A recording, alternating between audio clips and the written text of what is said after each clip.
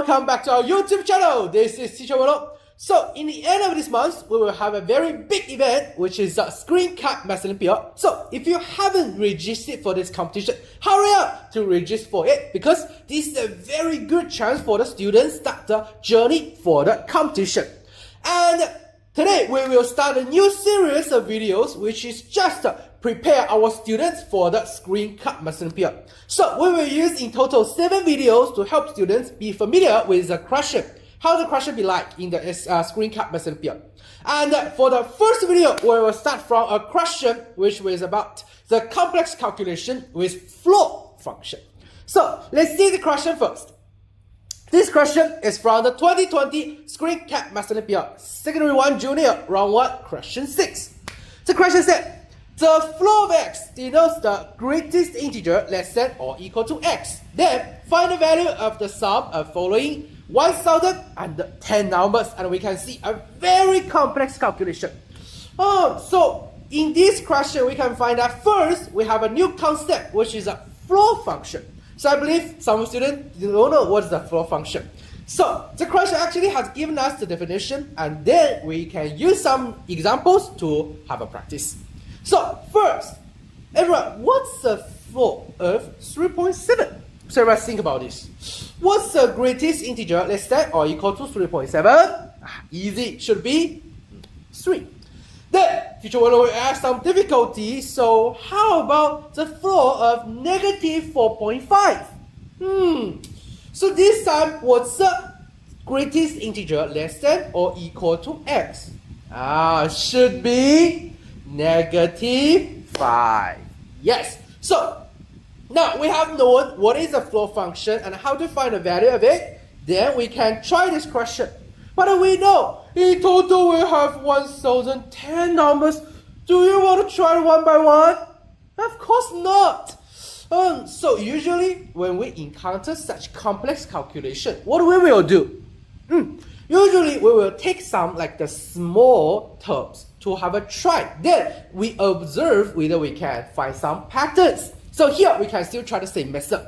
So, we can list some special case and observe what we can get from these special cases. So, for example, the first term, the 1 squared over 2 plus 2 squared over 3. What's the floor of it? So, we need to do calculation. This one, we find that it will be 1 over 2 plus 4 over 3. And finally, it will be 1 and 5 over 6. So, what's the floor of these numbers?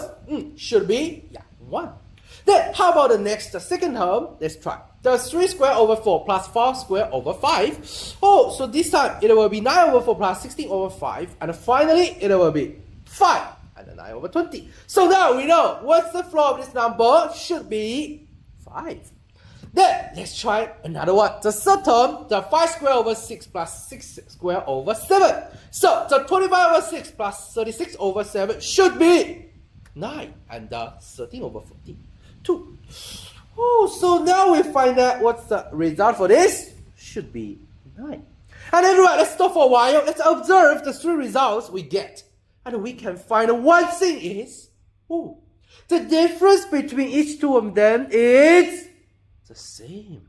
All of the difference is 4. So now we can take a guess. What's the difference between 9 and next number? Should also be, yes, 4.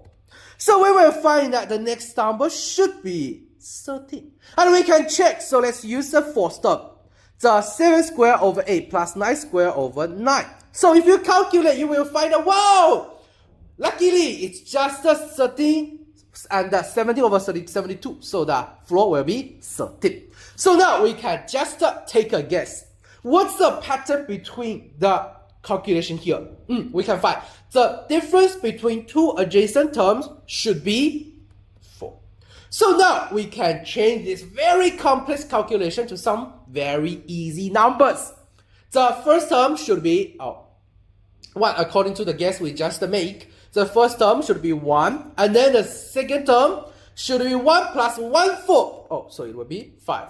Then everyone think about the third term should be 1 plus 2/4. Fourth term, 1 plus 3/4. So, how about the last term, the 2020?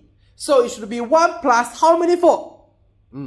Should be 1 plus 1094. So finally, it will be, yes, quick calculation, it should be 4037. So we can transform this complex calculation just to be 1 plus 5 plus 9 plus 13 plus plus until 4037. And the difference between two adjacent numbers should be 4. So usually, how will we do such calculation? Yes, the rainbow method. So 1 should plus with 4037, and 5 plus with 4033, 9 plus with 4029. And we will find out, wow, the sum of them are all the same, equals to 4038. And how many such group we have? Because we know in total 1010 numbers, so we just use it divided by 2. So you can see final answer should be, wow, it's a very ugly number, but usually in competition we will just have such number as our answer, 2039 190. So happily everyone, we have solved this question, but does it mean all of them had finished? No, everyone. In secondary, especially for secondary Math Olympiad, we cannot just satisfy with to find the answer. We also need to know what happened behind this. Why we can get, why the pattern is like the difference is 4 between two numbers. So everyone, the next part, let's see what happened behind this. So why we can get such a pattern? Why the difference between two numbers is 4? So we need to know what's the nature of this calculation. So let's observe. We can find that actually for this calculation, every single term have some features. We will find that for each, the floor function is 1 squared over 2 plus 2 squared over 3. 3 squared over 4 plus 4 squared over 5. So if we observe this, we can find that for each floor function, the first fraction's denominator and the second fraction's numerator, what's the relationship? Oh, the number is the same. 2 squared, 4 squared. So if I want to use something to represent the general, not just some specific number, how can I represent? Yes, some students must know we can use the algebra. So now I can use the number, for example, letter K to represent the first fraction's denominator and the second fraction's numerator. All of them the same, so K. Then for the first fraction, how to represent the numerator? Oh, we can find that actually the numerator should be the denominator minus 1. So the first fraction numerator, K minus 1, bracket square. How about the second fraction's denominator? Yeah, it should be K plus 1. So now everyone, we have got the general form of each floor functions. And then we can just analyze them one by one. So first, let's take a look at the left side, the K minus 1 square over K.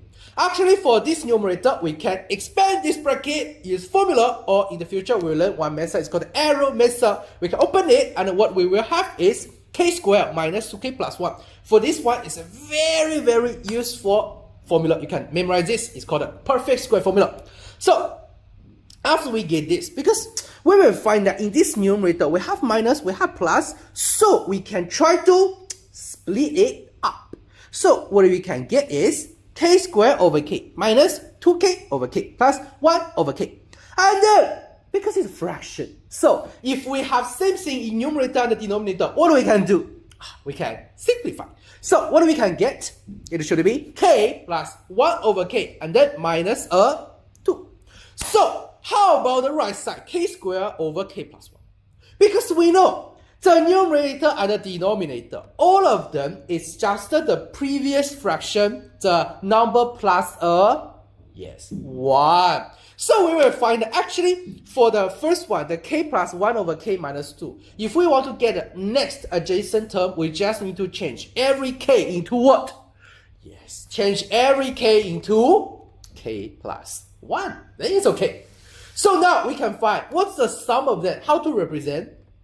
Let's add them together. And finally, we will get a very beautiful expression, which is 2K minus 3 plus 1 over K plus 1 over K plus 1.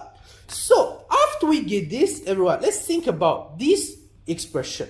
Because we are finding the floor of it. And then we know The K, we use it to represent what? Yes, some integer, and that is positive integers. So everyone, tell me, for 2k minus 3, what kind of number it should be? It should be positive integers. Then, how about the right side, the 1 over k plus 1 over k plus 1? Oh, you as a teacher, it must be a fraction, and then we know, since it's a fraction, and we know the numerator is 1, so what's the relationship, what's the size of it and 1? It should be smaller than 1. So everyone, now we have a number consists of two parts. One is integer, one is the part smaller than 1. So tell me, what's the floor of this number? Yes, we can find that obviously should be 2k minus 3.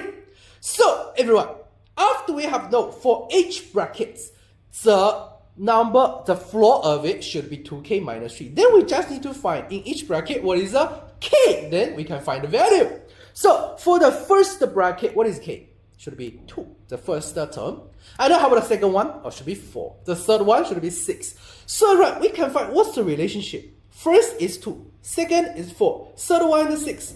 Oh, it's times 2. So we can find the 2020 is actually our 1010th term. So now everyone, not just satisfied with this. If we want to keep exploring, for example, I want you to find the nth term. So the nth term, what's the k? Should be 2 times n. So finally, the general term we can get is the 4n minus 3 for each bracket. So you will find that that's the reason why the two adjacent terms, the difference will be 4. So you will find that after we enter the secondary school, we are not just satisfied with to finding the answer. We also need to explore what happened behind this answer, why we can get answer in this way. So this is a feature for secondary Math Olympiad. And then we can make a conclusion. First, everyone, if we encounter some complex and continuous calculation, what do we usually should do? Yes, we should list some special case, observe the structure, and then we can try to get some general form. But in secondary school, we cannot just satisfy with like finding the answer. We also need to explore, try to use a general expression, algebraic expression, to represent the nature of the whole calculation. So this is a second conclusion from this question. And after we understand this, teacher will prepare a practice to everyone. So now you can try this. And if you get the answer, one way, of course, you can directly share in our comment. And another way, you can join our study group, share your answer there, and me or teacher Mike will mark it and explain for you. Or if you want to contact with me, of course you can. So you can scan the QR code on the right side, contact with me directly. And in our study group, we will also share some secondary math guidance and free materials. So if you do want to miss this, remember to join our study group.